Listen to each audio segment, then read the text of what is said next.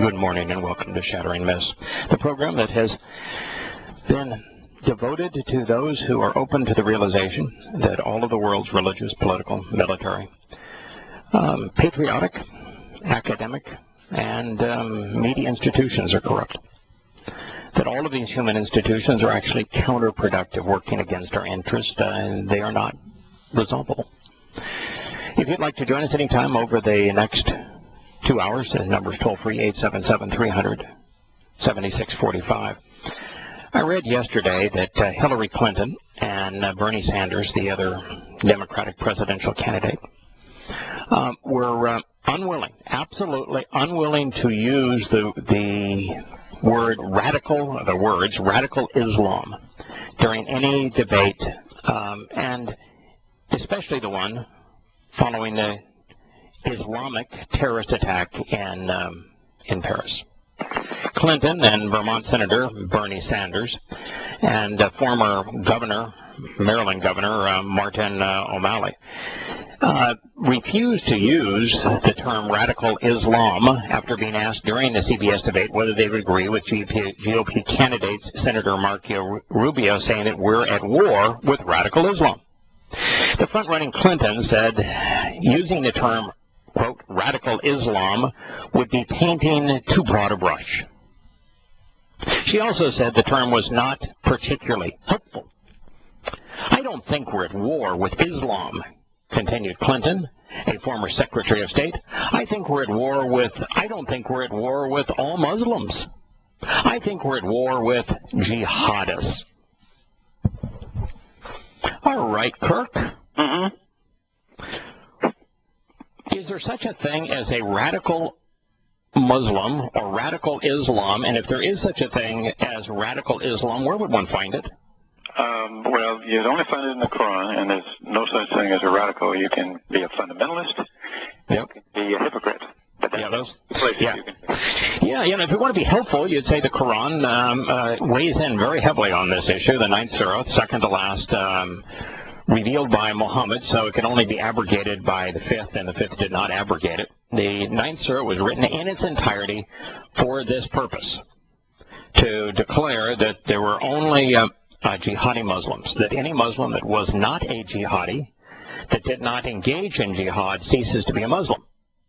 So this statement, I think we're at war with jihadists, that would mean, according to the Quran, all Muslims. Right.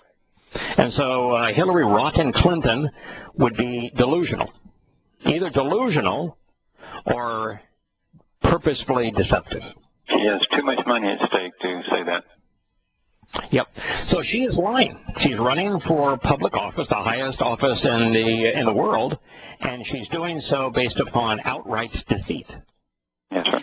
The Quran in the 9th surah proves that if you're at war with jihadists, then you're at war with 100% of Muslims, because the Quran is extraordinarily clear. It says it over and over again in the 9th surah. The 9th surah may be the only one that even attempts to deliver context, which is that the Muslims around Muhammad got weary of going off on these raids, but most importantly, Muhammad came up with a raid that, although the community did not have a military garrison, even though it was not guarded by a military, and there would be no military units confronted, it was part of the Byzantine Empire, and the Byzantines did have a military, and Muhammad's goons had never attacked anything other than defenseless civilians.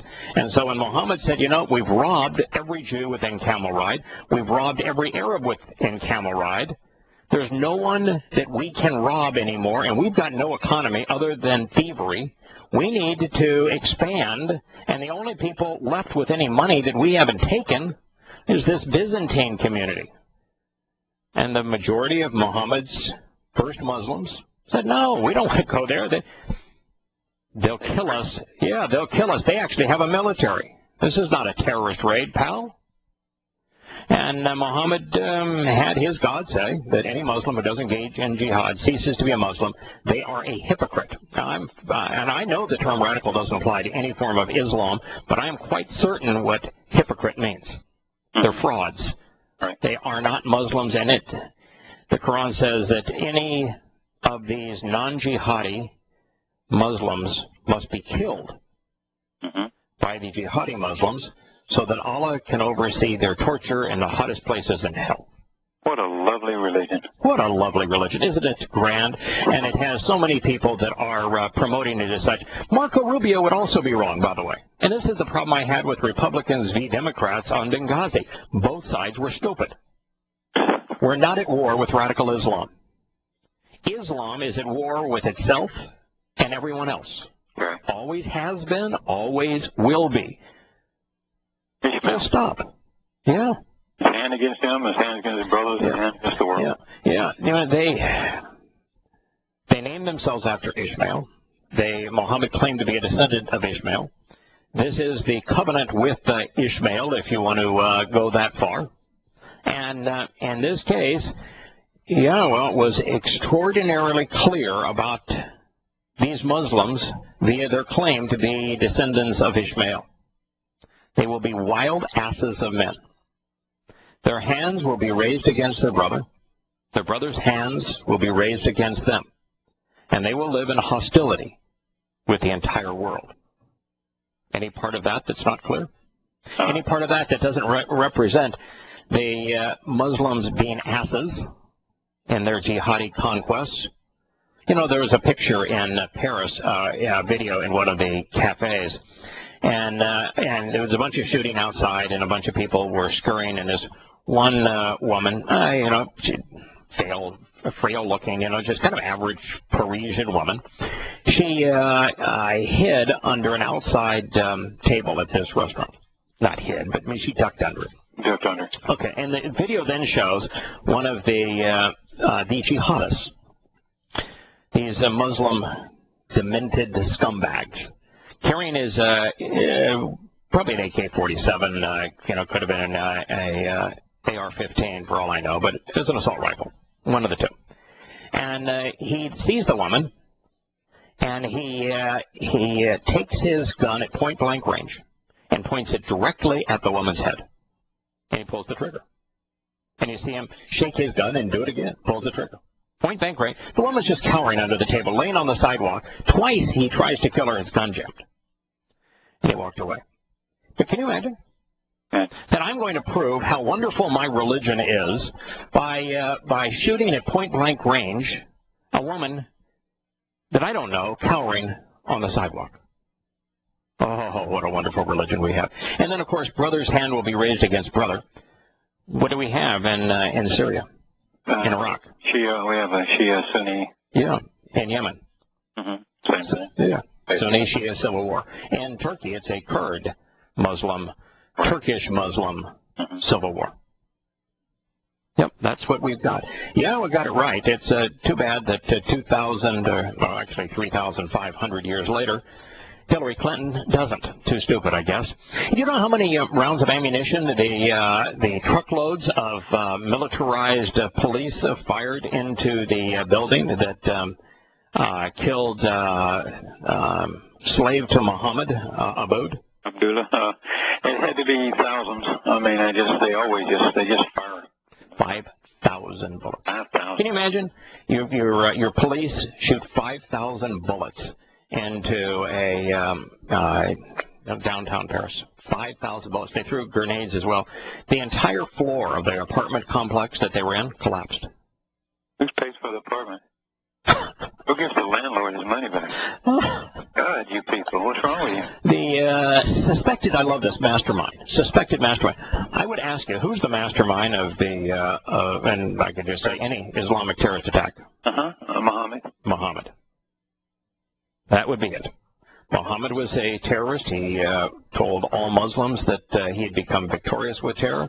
The Quran says that all Muslims must follow his example. It really is that simple. Did they do anything that Muhammad didn't do? No. No? No, Muhammad led 75 terrorist raids. No? No. Muhammad led 75 terrorist raids, led or inspired 75 terrorist raids in the first 10 years of the Islamic era. The first of them is the robbery of a civilian caravan, where he mutilates his former neighbors and gloats over them, and justifies stealing. And the surah begins Stealing is lawful and good. And that's how despicable this religion is. We're doing Muslims a favor. We're not harming Muslims. We're doing Muslims a favor by exposing the true nature of this religion. Because the religion is stupid. It's despicable. It's perverted. It's deadly. Anyway, 5,000 bullets was the French response. I thought you'd get a kick out of that. When they found his body, it was absolutely riddled with bullets. They say, and of course his cousin was there. She was the one that was she put on the suicide belt, and of course all she killed with her suicide belt was herself. You know, they're showing pictures, the Islamic State, of a soda can and a timer, really crude, beat-up soda can. Obviously, Muslims don't make soda because this poor soda can, I mean, it had seen better days a decade ago. Anyway, a soda can, and then some wire, a triggering cap, and a push-button trigger. And they say, this was the bomb before we put it on the Russian flight. Now, there's a couple of problems with that. One is, it's a Airbus A320. Mm-hmm. It's a big, big airplane. You know, they shoot full turkeys and chickens into the engines of these airplanes, and the engines have to be able to keep from having, you know, the fan blades of an engine, you know, are turning, you know, like 30,000 revolutions a minute, and they have to keep them from, you know, falling apart, dislodging. And we have shown time and time again that if you have an explosive even directly over the wing, you're not going to detonate the fuel in the wing. It's just there's two thick pieces of aluminum, both for the fuselage and for the wing structure. Can't be done. And so you cannot bring down an A320 with a soda-sized can of pop, no matter what you put in it. Now, certainly nothing that you could put in it that your, you know, nitroglycerin, I guess, is, but you couldn't even put nitroglycerin in it because it wouldn't be stable enough to put it on a carry-on. I mean, it exploded just because of all the juggling. But and you don't put nitroglycerin in an open soda can, and you can't put it in a closed soda can. There is no chance whatsoever that was the bomb. Although and the other thing was, it's a hand trigger. The whole claim always has been that somebody loaded it into the baggage, mm-hmm. which, by the way, would not have brought down the airplane either, unless you had an entire suitcase that was filled with explosives, and it was just by dumb luck put in exactly the right place. Mm-hmm. So that ain't it. So what is the world trying to position here? I mean, the facts don't line up, and when the facts don't line up and no one's saying, hey, by the way, the facts don't line up, it's like those videos where the Islamic State and jihadi John Muhammad is his real name, that Muhammad said, you know, was purportedly cutting off everybody's head, and they're all photoshopped. It didn't occur. Yeah, why didn't somebody with the U.S. government say, well, you know, they're fakes? They're trying to elicit a reaction. Let's not stoop to their game. They're absolute fakes. But no one did. So what's the game here? You have to keep well, I was thinking about that this morning, actually, because I was going to ask you why we can bring down a whole country in a couple of weeks when we first invaded Iraq, and right now we can't seem to bring down anybody, and with all the help of the Russians and the French and everybody else. So, you know, you can destroy it. Must be we sell a lot of weapons. Yeah, it's destroying something is easy. Yeah. Building something, that's a whole other story. It's a different thing, yeah. And so that we're not forgetting our Israeli friends, 2 Israelis were killed, and another was seriously wounded in an attack by a Palestinian man in Tel Aviv. The Muslim just ran into a shop, didn't know the people, and while a prayer service was being conducted in a synagogue that's associated with the shop, the Muslim hacked three people, murdering 2 of them in cold blood. Now, you've got to be a special kind of pervert to kill somebody with a knife that you don't know just because your God told you should. You've got a seriously perverted God, and he has done one hell of a number on you.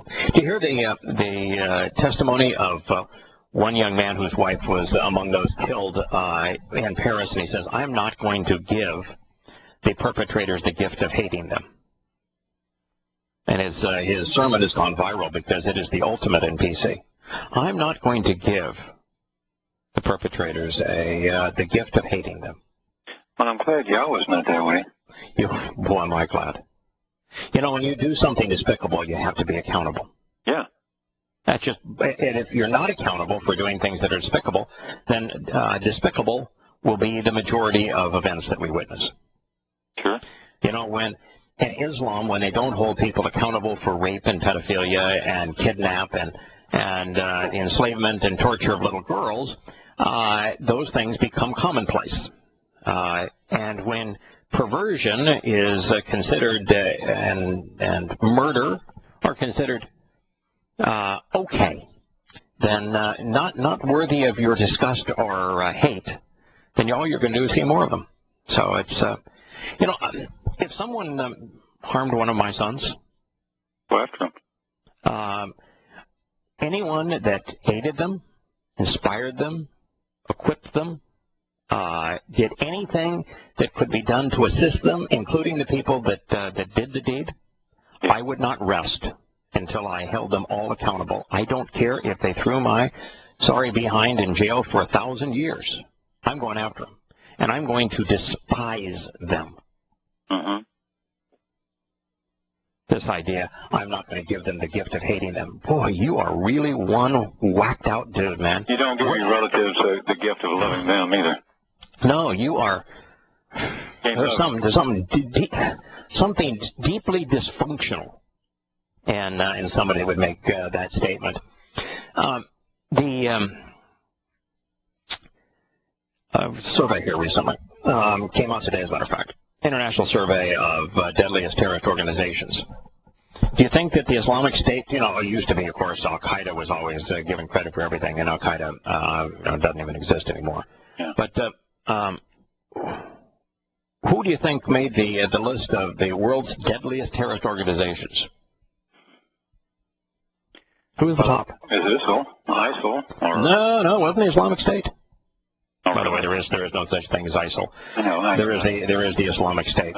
No, it was not the Islamic State. They came in second. Boko Haram. Yeah, Boko Haram came in first. Yep, Boko Haram is a deadlier terrorist organization than is the Islamic State, and yet, the world doesn't want to do much. Although we will send Nigeria boatloads of weapons. But you hear what's happening in Nigeria with those weapons? No. Nigeria's President Muhammad Buhari.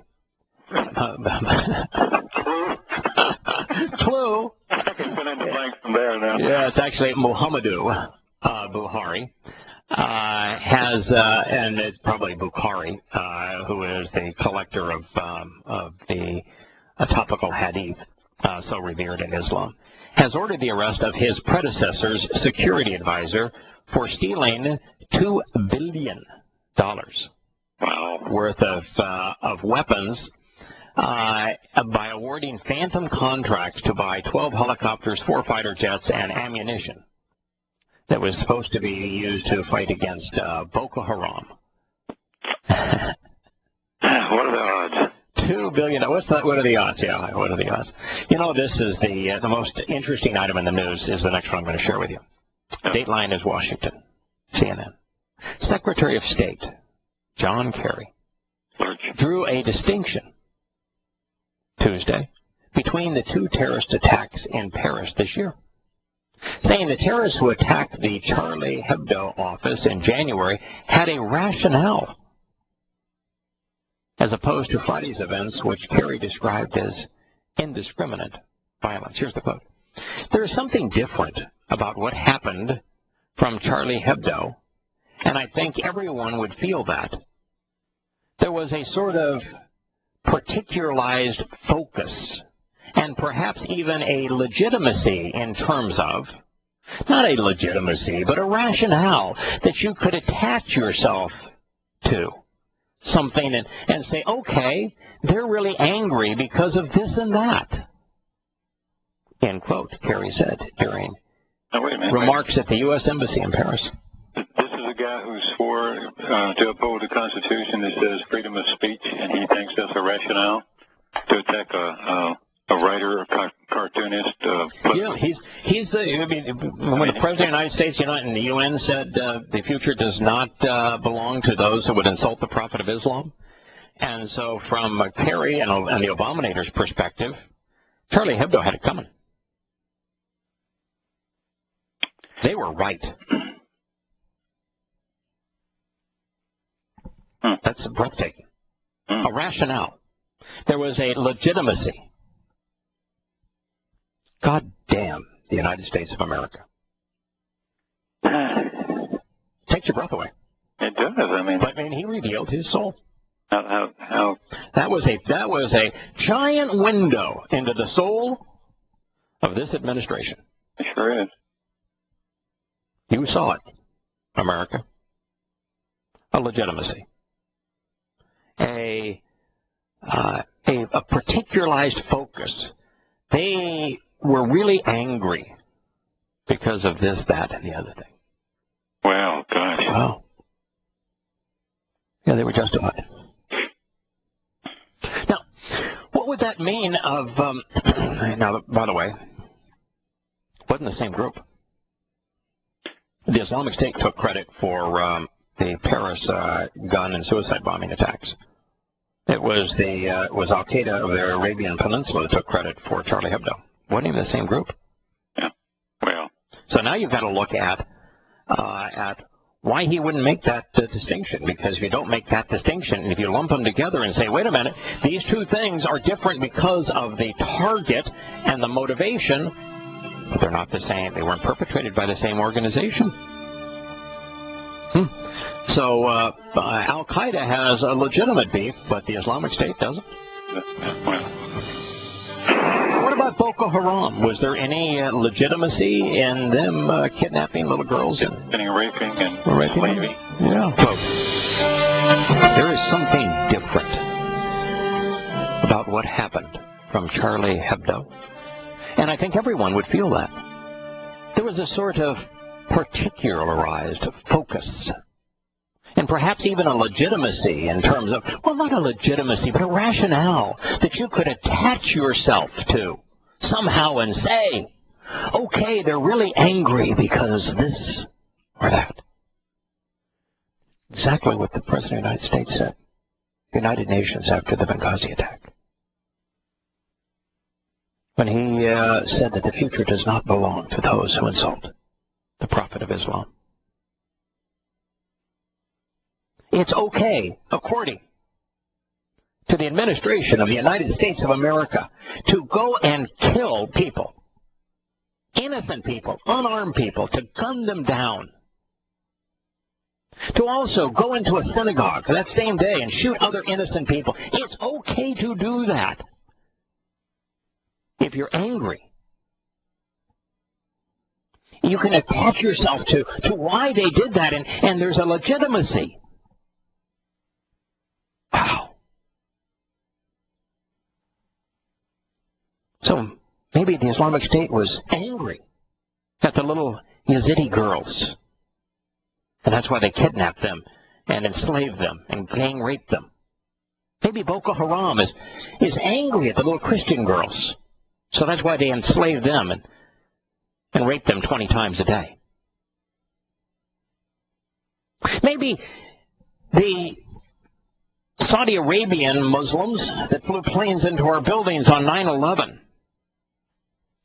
had a legitimate beef with those who were in those buildings. They were angry at them, so for this or that. So you could see there was a focus, a legitimacy, a rationale. Oh my God. How could you be that perverted? How could you be that warped Folks, that's a window into probably the third highest position in the United States government. Well, he can't speak without authorization from everyone else.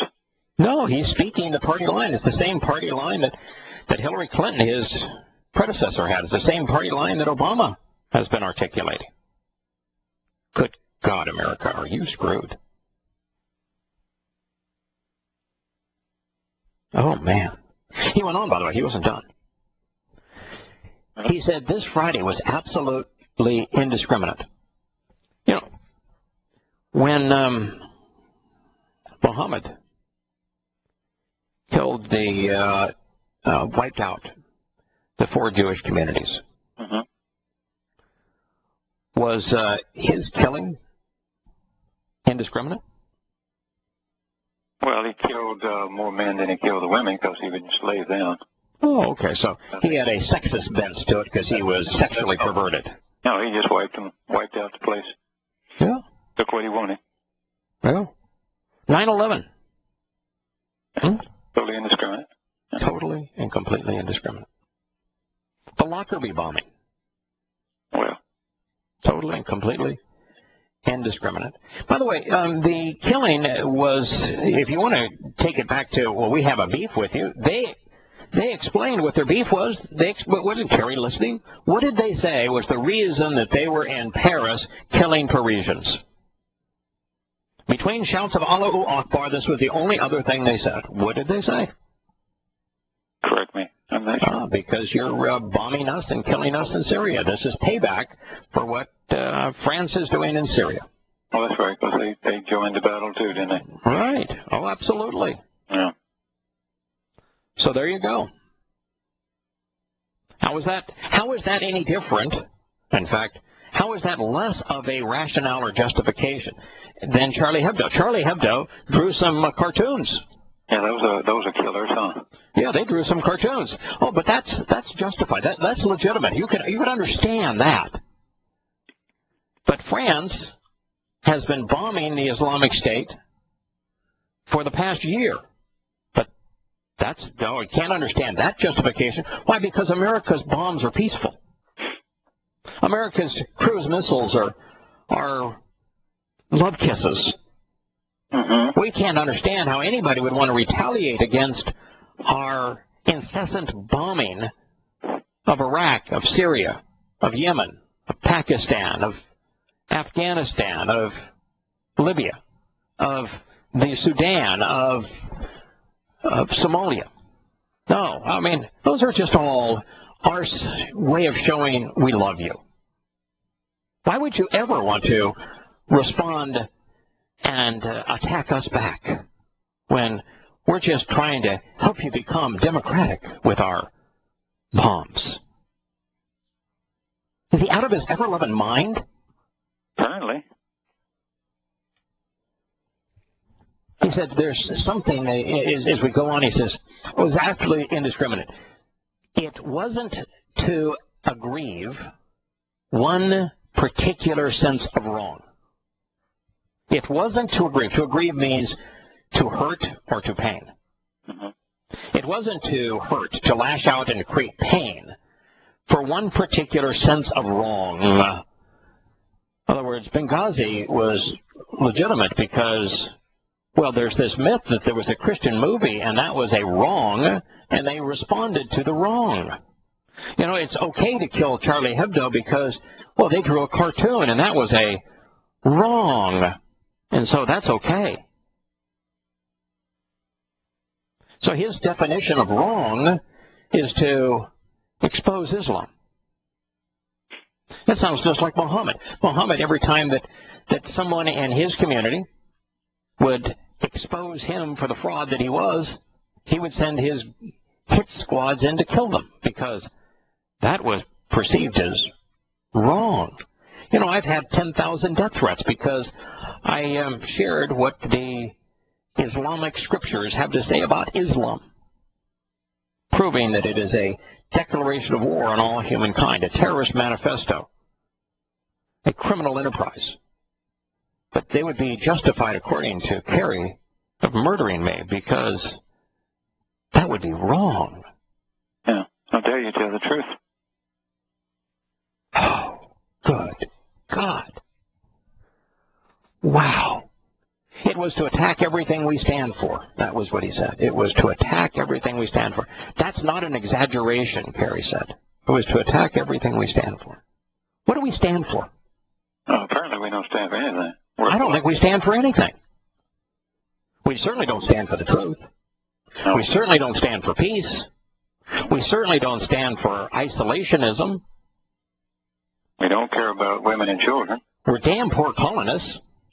No, that's one of the things that really pisses me off about the bleeding hearts that would say, I'm not going to hate them.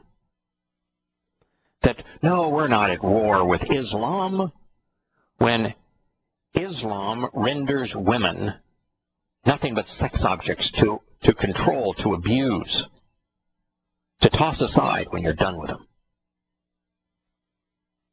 To take a religion and tolerate it, speak on behalf of it, exonerate it, that abuses women the way that Islam does, universally, is unacceptable. It's immoral. The men who do it, the women who do it are disgusting. The men who do it are deplorable. No character, no backbone, no sense of right and wrong. There is a time where you do have to stand up and say, no, I'm not going to let you abuse those people. Not without holding you accountable. And yet, Muslims abuse women. The world over, and no one seems to have the will to stand up, even those who claim to advocate women's rights. And it makes them complete hypocrites. Yeah. Well, it was a 20-minute speech that he gave, and it was, as I say, it was al-Qaeda of the Arabian Peninsula who claimed responsibility for the Charlie Hebdo attack that killed 12 people, and it was for mocking the wannabe prophet Muhammad, and it was the Islamic State that claimed responsibility for these attacks in Paris. New Jersey Governor Chris Christie, who, by the way, occasionally comes out with some gems. Yeah. He said of the Secretary of State's comments, he said, his comments today were offensive and truly stupid. I mean, what are you going to say? Articulate, isn't he? Yeah. I mean, his comments today were offensive and truly stupid. Airstrikes by France and other nations, all the while on the Islamic State stronghold of Raqqa in Syria since Sunday, have killed 33 militants. How would they know that? Yeah. Are they wearing signs, I'm a militant? Are they clueless as to who the Islamic State is? That it's Muslim civilians. Yeah. I mean, who in the world is it that wants to say, well, we didn't kill civilians, we killed militants? You don't want to run around saying you kill civilians.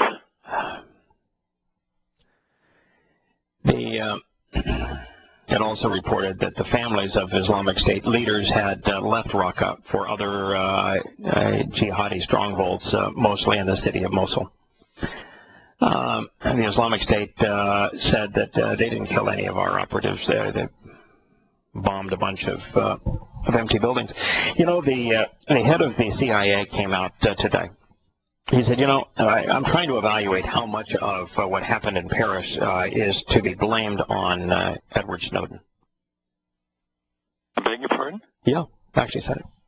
You know, trying to say that because of Edward Snowden, we didn't have the intel necessary to stop it. My God, you have $250 billion. You can't figure out how to do something with that? No, they couldn't. Yeah. So he wanted to blame Snowden for his disclosures that, and by the way, Snowden's disclosures was did he disclose that that the United States is listening in on jihadi conversations? No. No, because they don't.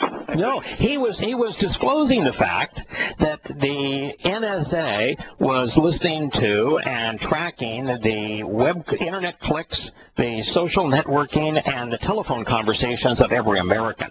Huh. And was doing so with friendly nations and their leaders and with businesses around the world. That's what he released. Yeah, they know what you said and what Merkel said yesterday. Right. So that is what he released. He didn't release any information of how the NSA was tracking the jihadists. And by the way, they don't. This is just what's so amazing. Most of the jihadists, most of the Muslims, have learned that to do what the Muslims did on 9/11, which is that they communicated with one another by handling handwritten notes because there's no way to track them. They just gave handwritten notes to one another, and they carried those notes, and that was their means of communication because they knew that the NSA was spying on everyone. And so they were immune to our ability to spy on them way back then. And so Snowden didn't tell them anything that they didn't already know. But beyond that, do you know how the Paris Muslims coordinated the timing of their attacks? I don't, actually. Oh, you'll get a kick out of this. What is it? What is the thing that Snowden said, this is what the NSA is following? Every telephone use, every click, every number dialed. Every text, everything to do with your cell phone. By the way, the FBI actually has an entire Air Force now flying over America doing in grid patterns to track all of this. So what was the device? The first release from Edward Snowden warned you that the NSA was tracking your cell phone use, and it had all of the major players in the cell phone business. What do you think they used to coordinate the timing of their attacks? Have played ignorance. Their cell phones. Their cell phones. The very thing that the NSA is using. And this guy, the head of the CIA, wants to say Snowden is to blame, when in fact they used their cell phones to coordinate the attack. So how is it that we could spend hundreds of billions of dollars tracking every cell phone and not figure it out? I'm going to tell you the reason. We lack discernment. Because we're not discriminating, because we're not discerning, because we fail to exercise good judgment, rather than targeting Muslims who perpetrate 99.9% of the world's terrorist attacks, they're trying to collect money on everyone because they have this misguided notion that the problem is extremists, which they define as anybody who isn't politically correct, who isn't easily controlled by their mantra. And so they're tracking the wrong people. And so because of the fact their net is so broad, because they're not discriminating, they're collecting too much information. I've said this when I started this show. I said one of the ways that the politically correct render people incompetent and incapable of exercising good judgment. There's only two ways you can do it. In a world that is awash in information. You make too much information available so that somebody who is not discriminating doesn't know how to filter through it. There's so much information that there isn't the passion, the energy, the focus to drill through and find out what information is reliable. Right. And so in the case of the NSA, because their supercomputing, go see the movie Spectre, their supercomputing spine is indiscriminate, and it's on everyone, there is no way to drill down and isolate those who would be the perpetrators, fundamentalist Muslims. And so they use their cell phones to coordinate the attack. And yet, we couldn't figure it out. Now, for those who are listening that are really attuned to this, they say, yeah, but they used an encrypted text phone.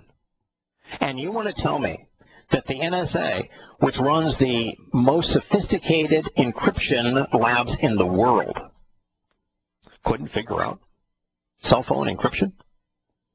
And that these guys would have been unknown to them when it every attack in the last 2 years in France, and there's about 8 of them that have been the massive killing attacks in France over the last 2 years, the guns all came from one place, and it was the ringleader of this attack. It was the gun supplier for all of the attacks. They were communicating with him on his cell phone. We've lost the ability to be discriminating. Or choose not to. Yes. We don't want to hold Muslims accountable for Islam. We don't want to equate Islamic terrorism with Islam. We don't want to equate the Islamic State with Islam. We don't want to equate what we once called al-Qaeda with Islam. As a result, plenty of information, no ability to discern what information is pertinent and how to respond to it. Other news today. This is really scary news. Not for you, not for me, but this is really scary news. Yeah, it's really scary news. The world is on the cusp of the post-antibiotic era. Scientists have warned, after finding a bacteria resistant to drugs, that no other treatments will work.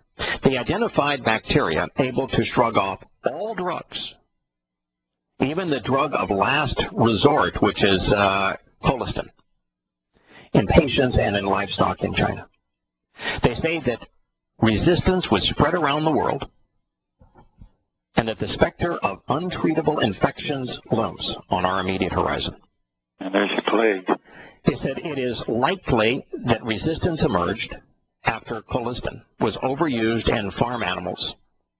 Bacteria becoming completely resistant to treatment, also known as the antibiotic apocalypse, will plunge medicine back into the Dark Ages. Common infections would once again kill, while surgery and cancer therapies, which are reliant on antibiotics, would not be able to be performed. Chinese scientists identified a new mutation dubbed the MCR1 gene that has prevented colistin from killing bacteria. There's been a mutation in the gene, and so it is immune now to even our drug of last resort. The report in the Lancet Infectious Diseases report showed resistance in 1/5 of animals tested, and in 1/5 of the patients tested, humans. If MRC-1, this is a quote, becomes global, which is a case of when, not if, still in the quote, and the gene aligns itself with other antibiotic-resistant genes, which is inevitable, then we will have reached the start of the post-antibiotic era. At that point, if a patient is seriously ill, there is nothing that a doctor will be able to do. End quote. There's your worldwide pestilence, isn't it? Mm-hmm. You know, and we're in a position now because of travel. You know, we had the most deadly disease ever known to man just send a million Muslims into Europe. But with the spread so facilitated by the fact that food is made, you know, is produced around the world, shipped around the world, and people travel on jets and ships and trains and all around the world. And people no longer have any sense of right and wrong. So when they're sick, they'll travel. It's only a matter of time. And you also have food crops that are becoming disease resistant too. And so there's lots of issues right now, and we are not. There's nothing we're going to be able to do about it. Well, when I went to graduate school in Mexico, I had to boil the water in my little apartment, and I had pills and tablets and all that. I mean, that's just the nature of the beast. But I'm not sure people are very careful. Most of the world's not that careful. They'll just spread the disease easily. Yeah. It is. You know, and they'll ingest it and keep going. Yep, you know, there's, and in this particular case, there's no way to build up a resistance to it. I found this story interesting. At least 65 Afghan soldiers, and they say probably closer to 100, defected to the Taliban, taking the weapons which had been supplied to them by America with them. And 88 who didn't defect were killed in heavy fighting in the province of Helmand province. So the Taliban is now far more formidable than they were at any time in their history. Well, they're better armed. They're much better armed, and as they confront this ragtag army that America has built, they find three groups of people. The largest groups are those that say, you know, I don't want to get killed, so I'm just going to leave my weapon here and run away. Yeah. The second largest group says, I'd rather join them. I'll take my weapon over to the other side, and I'll be with the winning side. Then I got women to rape and booty to steal, and even little boys to sodomize. And then, and all of them just love me for it. And then about a third say, you know, I think what I'm going to do is I'm going to stand here and fight. I don't know why, but I'm going to do it anyway. And they're getting killed. That's what we left in Afghanistan. We should be so proud of ourselves.